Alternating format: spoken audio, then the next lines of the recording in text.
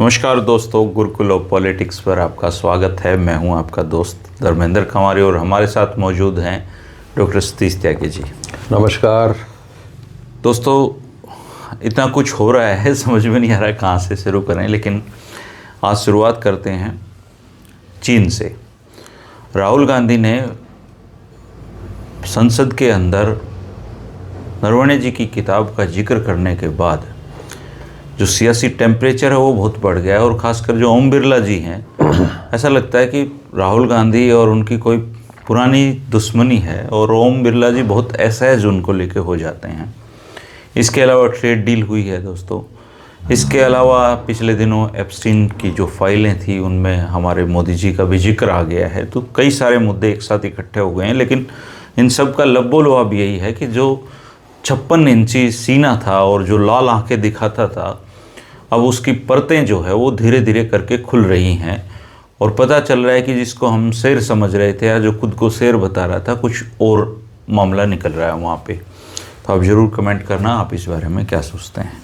Doctor साहब जी, सबसे पहले तो आपको बधाई, अमेरिका के साथ ट्रेड डील हो गई है। क्योंकि आप अमेरिका जाके आए थे पीछे, तो क्या असर पड़ेगा अमेरिका से ट्रेड डील का? ट्रेड डील हो गई, ये ट्रंप ने बताया, और तो हमें कहीं से सूचना है नहीं ना, अखबारों में भी छपा है, चूँकि आप अखबार पढ़ना चूँकि ट्रंप ने बोला ना, इसलिए वो अखबारों में छपा है। हाँ, डील अगर कोई हुई थी तो ये हुई कहाँ, जगह कहाँ? पहले तो अगर अमेरिका में हुई तो भारत का प्रतिनिधित्व कौन लोग कर रहे थे? कहीं तो हस्ताक्षर होंगे डील पे। इतनी हिस्टोरिकल डील हुई है जिसमें अमेरिका कह रहा है कि उसकी विजय हुई है और भारत कह रहा है उसकी विजय हो रही है। हुई कहाँ है ये? और संसद में मोदी जी का स्वागत किया जा रहा है, ताली बजाई जा रही है डील की वजह से जी, और मास्टर स्ट्रोक बताया जा रहा। और मोदी जी इतने खुश हैं कि उन्होंने कहा कि 145 करोड़ का जो राष्ट्र है वो बहुत आभारी है ट्रंप का। तो इतना बड़ा काम हुआ है, ये डील हुई कहाँ है? पहला प्रश्न तो ये है। और ये डील की सूचना ट्रंप ने कहा कि भाई ये डील हो गई है, और उन्होंने कहा कि Narendra Modi is one of my greatest friends. लोग इस पर बहुत खुश हैं कि साहब देखिए वो झुक गया, मुझे ग्रेटेस्ट फ्रेंड क्या। उसने कहा वन ऑफ ग्रेटेस्ट फ्रेंड्स। अंग्रेजी बड़ी टिपिकल सी लैंग्वेज है। मतलब मेरे बहुत सारे ग्रेटेस्ट फ्रेंड हैं, महान लोग हैं, उनमें से एक हैं। और ये जो दोस्ती है उनकी, जिस पे बड़ा नाज है हमारे प्रधानमंत्री को बार बार, और आज जो ट्वीट किया उसमें भी उन्होंने माय डियर फ्रेंड करके लिखा है। इस दोस्ती का रूप ट्रंप की ओर से बदलता रहता है। अभी कुछ दिन पहले उसने ये भी कहा था कि मैं उनका राजनीतिक भविष्य खत्म नहीं करना चाहता। हाँ। वो आदमी मेरी खुशामद कर रहा था, मुझे खुश करना चाहता है। तो इस तरह की बातें। तो ये दोस्त ऐसा है, ट्रंप अनप्रेडिक्टेबल है, कब क्या कह दे क्या नहीं।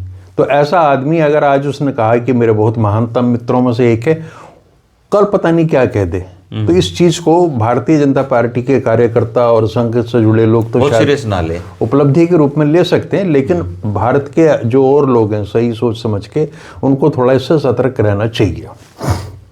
देखिए, जब उसके फायदे की बात हुई अमेरिका की, और उसकी कृषि मंत्री जो उनकी सेक्रेटरी एग्रीकल्चर जो देखती हैं, उन्होंने कहा कि हमारी बड़ी जीत है, और वो जीत दिख रही है, ये अमेरिका की जीत है। दूसरा सवाल ये उठता है कि इस डील के लिए महीनों से प्रयास चल रहे थे। जब आपके जो उन्होंने टैरिफ 50% तक पहुंचा दिया था ट्रंप ने, ये कह के कि आप रूस से तेल खरीदना बंद करो, तो उस समय वो अपने दोस्त को सजा दे रहे थे। इनका दिमाग सुधारना चाह रहे थे कि आप तेल बंद करो लेना वहां से। सुधर गया दिमाग इनका, तेल लेना बंद कर दिया। ये ट्रंप ने बताया कि अब हम तेल नहीं लेने, तेल अब हम वेनेजुएला से लेंगे या अमेरिका से लेंगे। तो उसने जो जो शर्तें रखी थी, जो जो दबाव ट्रंप डाल रहा था, वो सारे इन्होंने स्वीकार कर लिए। तो स्वतः ये मान लिया गया कि भाई अब डील हो गई। लेकिन इस समय अचानक डील का जो ड्रामा हुआ है, इसके पीछे भी अगर आप राजनीति देखना चाहें तो देख सकते हैं आराम से। अच्छा, आपने जिस जिक्र किया था कि एक कोई फाइल आई है, रंगीन फाइल आई है। हाँ जी, और उसमें महामानव का भी जिक्र है जी है। तो एक तो वो मसला था, उसको पीछे हटाना है अमेरिका से। दूसरे चीन का मुद्दा, जैसा आपने शुरू किया नरवणे जी की किताब का, वो भी एक बड़ा इशू हो रहा था, पार्लियामेंट नहीं चल पा रही थी। वो किताब एक्चुअली 1.5 साल से प्रकाशित हो चुकी है, पेंगुइन ने भेज रखी है एमओडी में, मिनिस्ट्री ऑफ डिफेंस अभी तक ये तय नहीं कर पाई कि इसको छपना चाहिए कि नहीं छपना। हाँ, तो उसको क्या है, राहुल गांधी ने उसको एक ट्रिगर मिला, मतलब अनुराग ठाकुर ने उनकी देशभक्ति पे कांग्रेस की प्रश्न चिन्ह उठाया, तो उनको ये लगा कि मैं ये चीज़ बता के कि उस समय क्या हुआ था डोकलाम में, और जवाब देना चाहा। अब उस जवाब को देने नहीं दिया गया, तो उसमें आपके माननीय ओम बिरला जी तो खैर वो अपनी वफादारी सिद्ध करने का कोई मौका छोड़ती नहीं। लेकिन ऐसे रहे तो वो मतलब राहुल गांधी बहुत पेन देते हैं, लग रहा है उनको। देखिए, लोकसभा के अध्यक्ष हैं, उनके प्रति सम्मान हम लोगों के दिमाग हर किसी को होना चाहिए, क्योंकि 543-44 हमारे सदस्य हैं, उनके अध्यक्ष हैं, लोकसभा के अध्यक्ष हैं, लेकिन उनका आचरण इस तरह का है कि उस पर हंसी आती है। उनकी हरकतें जो है ना, उस पर लोग कोई गौरव से उनका छाती चौड़ी नहीं होती, बल्कि उनकी हरकतें देख के कुछ अजीब व गरीब लगता है।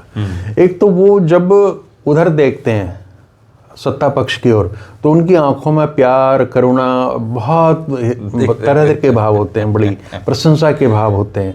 और जब वहाँ कोई बोल रहा होता है और वो सरकार मतलब विपक्ष पे हमले कर रहा होता है, तब तो वो मतलब लवरेज हो जाते हैं हमारे खुशी के, उनका बस नहीं चलता, नहीं तो वो वहीं पे सिंगिंग और डांसिंग शुरू कर दें, एपिस्टिन वाली कर सकते हैं। तो वो बिल्कुल साफ दिखता है, और अच्छी बात यह है कि वो छुपाते नहीं, है ना। और उन्होंने ये सिद्ध कर दिया है, जो बहुत पुरानी हमारी एक कहावत थी कि लोकराज लोकलाज से चलता है, भारतीय जनता पार्टी ने भी और हमारे लोकसभा अध्यक्ष ने भी और भी जो सत्ता का संचालन कर रहे हैं लोग, उन्होंने ये सिद्ध कर दिया है कि बिना लोकलाज के भी लोकराज धड़ल्ले से चल सकता है। कोई फर्क नहीं पड़ता, लोकलाज की कोई चिंता ही नहीं, जो दल में आए करो। जब तुम्हें लोग गाली दे रहे हो, तुम जलील किया जा रहा हो, अपमानित किया जा रहा हो, ह्यूमिलेशन तुम्हारा हो रहा, तब चुप बैठ जाओ। और 10 बेइज्जती के बाद में अगर कोई ऐसा मौका आ जाए अचानक कि कोई छोटा सा राष्ट्र भी आपको पुरस्कार दे दे, वैसे ही अनाउंस कर दे कि जी हम अपने देश का सबसे बड़ा पुरस्कार आपको दे रहे हैं, उसका आप प्रचार करो, सेलिब्रेशन करते हैं, उत्सव धर्मिता करते हैं। तो ये जो दोहरे मापदंड है ना, अब इतना वो जलील कर रहे थे प्रधानमंत्री को ट्रंप, कि विपक्ष के लोग भी दुखी थे, हम लोग भी बहुत दुखी थे, यार इतना नहीं होना चाहिए जहाँ तक आप ले आए चीज़ों को। लेकिन वो बोले नहीं, जिसका अपमान हो रहा है वो तो बोलता नहीं।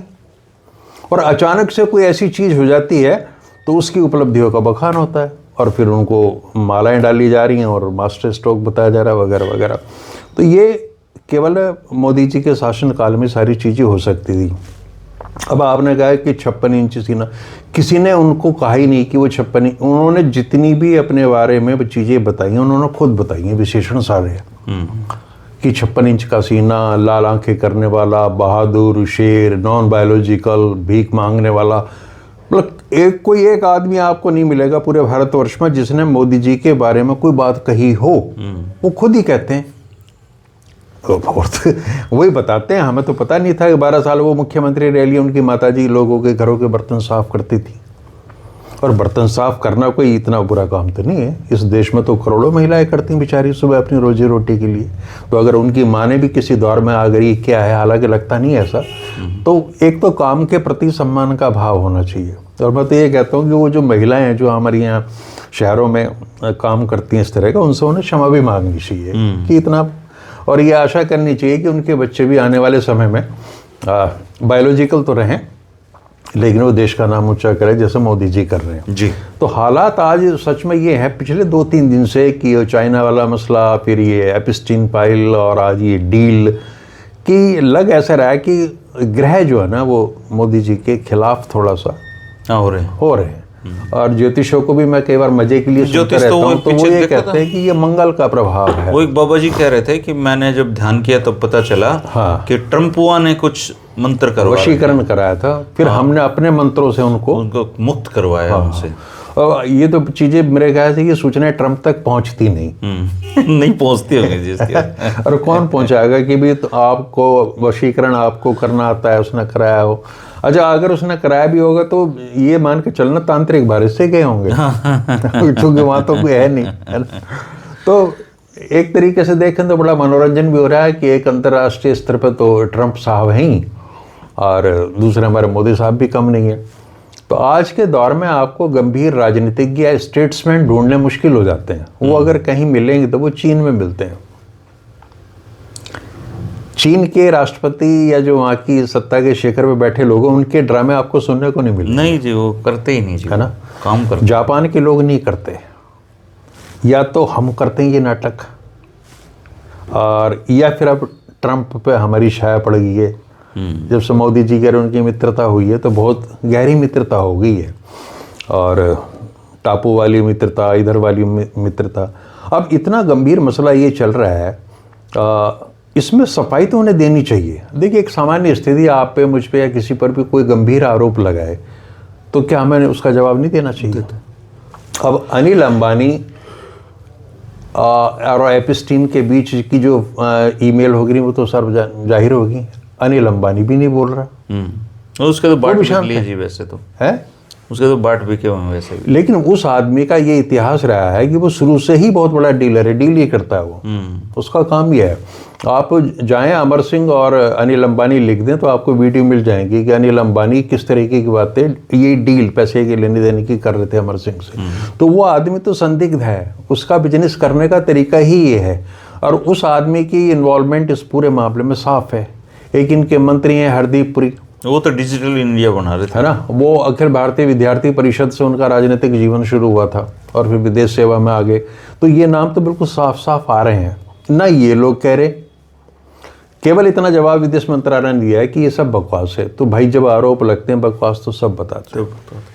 अब सवाल ये उठता है, भारतीय जनता पार्टी के दोहरे मापदंड की बात है कि अगर इस फाइल में कहीं आरजी लिखा होता, हाँ, फिर तो फिर ये फिर क्या होता है? दुनिया की सबसे सच्ची फाइल बन जाती। फिर एक ही उसका आधार होता है कि आरजी से केवल एक ही शब्द बनता है, राहुल गांधी, और कोई बन ही नहीं सकता।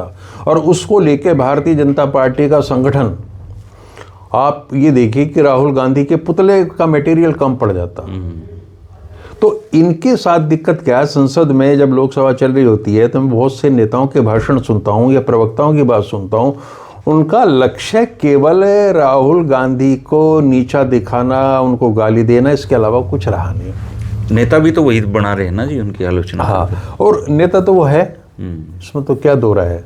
अगर वो कुछ बोलना चाह रहे हैं तो आपके रक्षा मंत्री उठ के खड़े हो जाते हैं। नहीं, पहली बार आपके गृह मंत्री आते हैं, 5-5 बार उठ के आते हैं। किरण रिजिजू का तो काम ही ये है, निशिकांत दुबे, जितनी भी फायर ब्रांड इनके लीडर हैं वो सब आ जाते हैं। और जब वो बोल रहे होते हैं तो उनके चेहरे से उनके जो तथाकथित अपराध हैं, पाप हैं, वो बिल्कुल साफ झलकते हैं। घृणा भी, कई बार घृणा भी झलकती है। हाँ, वो घृणा भारतीय जनता पार्टी के लोग छिपा नहीं पाते। इनका हालांकि नेता इतना चतुर होता है कि वो अपने अंदर चल रहे भाव को छिपा लेता है। हाँ। और पता नहीं इनसे छिपते क्यों नहीं। अब मोदी जी का चेहरा देखो, जब वो बोलते हैं, मोदी जी भी नहीं छिपा पाते। हाँ, छिपा नहीं पाते वो अपने। वो इतनी ज्यादा है कि वो रिफ्लेक्ट हो जाती, पूरे व्यक्तित्व पे वो नफरत छा जाती है, तो वो नहीं छिपा पाते। और अच्छी बात यह है कि चलो यहाँ तक तो बर्दाश्त हो रहा, कहीं गॉडसे वाली प्रवृत्ति अगर आ जाए कि जिससे आपको नफरत है उसे आप फिजिकली एलिमिनेट कर दें, वो तो खतरनाक स्थिति हो जाएगी। वो खतरनाक हो जाएगी। कुल मिला के लग ये रहा है कि इस समय जैसे एक कोई युद्ध था और वो चरम सीमा पर आ गया, कहीं कोई नतीजे देने की स्थिति में है। वो पूरी शिद्दत के साथ, पूरी ताकत के साथ नरेंद्र मोदी पे हमले राहुल गांधी कर रहे हैं, और उतनी ही ताकत से परिस्थितियां वैसी बन रही हैं। देखो आप, घूम फिर के एक जैसी, मतलब। और मैं जो धर्मेंद्र जी बार 85 बार मैंने अपनी वीडियोज में कहा था कि राहुल गांधी को आप हटा दो सिर्फ 1 महीने के लिए, 2 महीने के लिए, नरेंद्र मोदी की राजनीति ही खत्म है। नरेंद्र मोदी की राजनीति के लिए, भारतीय जनता पार्टी की राजनीति के लिए राहुल गांधी का अस्तित्व अनिवार्य है। वहाँ बने रहना बहुत जरूरी है, क्योंकि और किसी के खिलाफ तो कुछ बोलना ही नहीं है ना, कुछ नहीं बोलना। तो ये जो डील हुई है, ये आप ये देखना, एक तो भारतीय किसानों के लिए आफत है, क्योंकि वहाँ से उन्होंने कहा कि भारत, वहाँ की मंत्री कह रही है कि भारत में विशाल मार्केट है अमेरिकी उत्पादों के लिए। मतलब वहाँ से अपने डेयरी प्रोडक्ट्स आएंगे और वहाँ से हमारी और चीज़ें बन के एग्रीकल्चर दुनिया भर की, है ना। और उसका विपरीत प्रभाव, और मजे की बात है, उस पर उन्होंने कहा, ट्रंप ने कहा कि भारत ने हमें आश्वासन दिया है कि हम इस पर 0 टैरिफ कर देंगे। यानी वहाँ से जो चीज़ आएंगे उस पर हम टैरिफ नहीं लगाएंगे, वो 18 लगाएंगे। वो 18 क्या लगाएंगे। मजे की बात है कि जब उन्होंने 25 करा था और एक बार गुस्से में आ गए थे दोस्त, तो वो उन्होंने 50 कर दिया था। उसका पता नहीं चलता ना क्या, एक वो कहने लगा 500% लगा दूंगा, है ना। तो उसने क्या करा था कि पहले जो 3, 4, 5% था वो 25 करा था, पहले तो इतना ही था, 3-4-5% तक था सारा। 5 का 25 करा और 25 को घटा के 18 कर दिया। और इसे उपलब्धि के तौर पे प्रचारित किया जा रहा है। और हम नहीं लगाएंगे उनके प्रोडक्ट्स पे, वो लगाएंगे। और कागज पे कोई डील नहीं है ये। अरे भाई बताया गया अभी तो कुछ नहीं। पहले आपने देखा होगा, आप दूरदर्शन के टाइम पे आपसे पहले क्या प्रधानमंत्री खड़े होते कि सारे डेलीगेशन बैठते थे, ये बैठते थे और हाथ मिलाते थे, फाइलों का एक्सचेंज होता था। एक तरीका होता है, प्रोटोकॉल होता है, वो तो कहीं नहीं हमने देखा। हमें सिर्फ बताया गया कि ट्रंप ने बताया कि भाई एक कोई डील हो गई है और वो उस पर वो लोग खुश हैं। अब एक ही डील में दोनों लोगों के फायदे कैसे हो सकते हैं? और बहुत छोटी सी मैं आपको बात बताऊं, होता क्या है, व्यापार जगत बड़ा क्रूर होता है और मीठा होता है। वो कहते हैं व्यापारी की भाषा जो है वो सहमति की भाषा होती है। उन्हें सिखाया गया ग्राहक भगवान है, ये लिखा होता हुआ।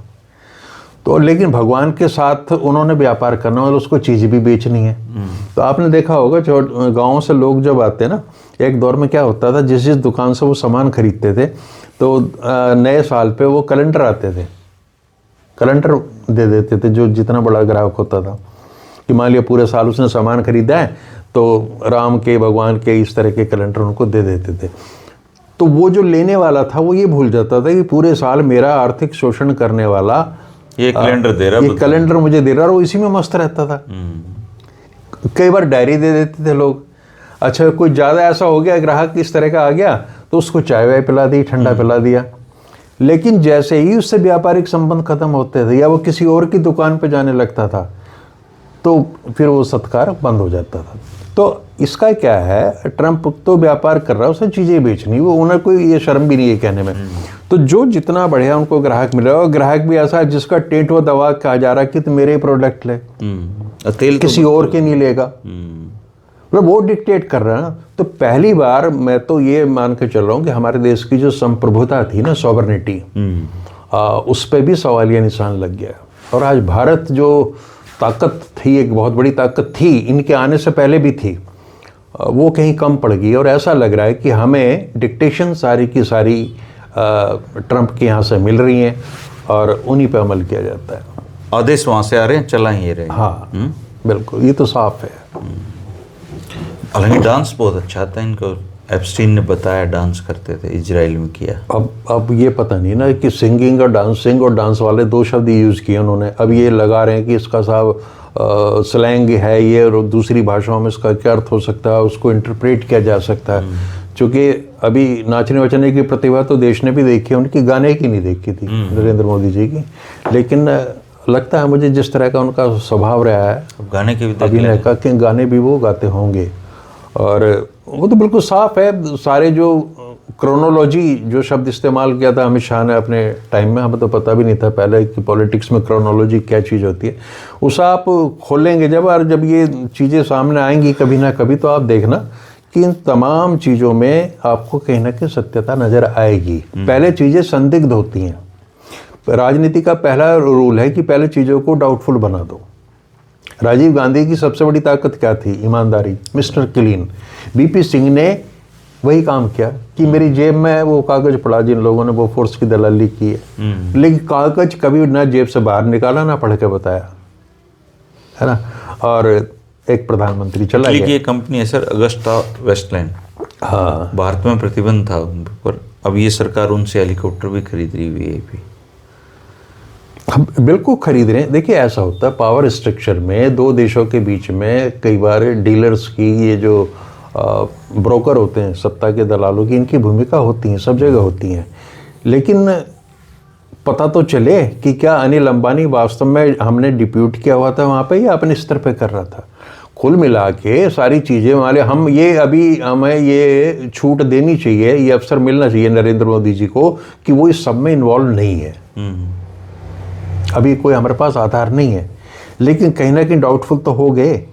ठीक बात है। तो ये जो उनका संदिग्ध होना है, और किसी भी देश के राष्ट्राध्यक्ष का संदिग्ध होना जनता की नज़र में, ये बहुत ही खतरनाक चीज़ है। ठीक है, भक्त तो कहेंगे कि जी ऐसा नहीं सोच सकते। उसके हाथ अब लगे हाथ में एक और वीडियो आने लगा, भगवान जाने क्या है, वो मुख्यमंत्री थे तब, तो कोई महिला खड़ी है वहाँ पे, कुछ लोग फेक बता रहे हैं उसको, कुछ ऐसे ही है। नहीं, अब फेक तो ये भी बताते हैं किसी को, अब फेक का अनफेक का सवाल ही नहीं है। अब तो जब लड़ाई हो रही है तो दोनों पक्ष गाली दे रहे हैं दूसरे को, दो भाई, तो इसमें दो मापदंड तो नहीं हो सकते। लेकिन आप ये देखिए, आमतौर पे गृह मंत्री हो चाहे रक्षा मंत्री, ये बोलते नहीं है, पहली बार मतलब बोलना पड़ रहा है इनको। देखिए, आदर्श स्थिति तो धर्मेंद्र जी ये थी, मतलब हालांकि हम बेवकूफ़ी कर रहे हैं कि हम विशफुल थिंकिंग में है कि नैतिकता की बात, कि प्रधानमंत्री को नाम आते ही त्यागपत्र देख के अलग हो जाना चाहिए था, कि जब तक इस सारे मामले की जांच नहीं हो जाएगी और वो मेरा नाम इससे साफ नहीं होगा, तब तक जो है भारतीय जनता पार्टी का नेतृत्व मैं नहीं करूंगा, कोई और करे प्रधानमंत्री के रूप में। और ये आप भी देखिए, जैन हवाला डायरी में अडवाणी जी का नाम आया था और उन्होंने पार्लियामेंट छोड़ दी, लोकसभा का इस्तीफा दिया और बोले जब तक मेरा नाम साफ नहीं होगा मैं नहीं आऊँगा लोकसभा में। तो ये आदर्श तो इन्हीं के जो, पर ये नहीं देते, अडवाणी जी ने पेश किया था भाजपा है, ये इस्तीफे नहीं देते। आप ये देखिए, अगर ये कर देते, देख मैं तो वैसे ही कह रहा हूँ, खैर कराने वाली इतनी, आज मोदी जी इस्तीफा दे देते और प्रधानमंत्री कोई भी बन जाता जो उनकी मर्जी का होता, है ना, तो आज नरेंद्र मोदी का कद भाई साहब विश्व में सबसे बड़े नेताओं में होता, एक ही झटके में। लेकिन वो मोदी हैं, उन्होंने कहा कि व्यापार मेरी रगों में बहता है, वो भी व्यापारी हैं। व्यापारी हैं जी। तो भाई ये तो फ्लोरिडा के व्यापारी ट्रंप और गुजरात के व्यापारी नरेंद्र मोदी के बीच की व्यापार की लड़ाई आप देखिए। सिंगिंग, हाँ, डांसिंग, हाँ, डीलिंग, हाँ, डीलिंग हैं। महामानव कब तक महामानव बना रहता है दोस्तों, ये देखने वाली बात होगी। लेकिन ये सच है कि जो विश्व गुरु का डंका हमारा बजता था, जो मोदी जी के नेतृत्व में, उस डंके की हालत बहुत अच्छे नहीं हैं। और अभी फ़िलहाल चौतरफा इन पर हमले हो रहे हैं। हमलों में जैसा ही हमेशा करते हैं, चुप्पी साधने का अब वक्त आ गया है इनका। लेकिन देश तो कहीं ना कहीं देख ही रहा है। और एप्स्टीन जैसे घटिया इंसान के किसी तरीके के संपर्क में आना ही अपने आप में मतलब बहुत शर्मनाक बात है। खैर, आप क्या कहेंगे आप जरूर कमेंट करके बताना। राजनीति तो चलती रहती है, चलती ही रहेगी। शुक्रिया, नमस्कार। नमस्कार।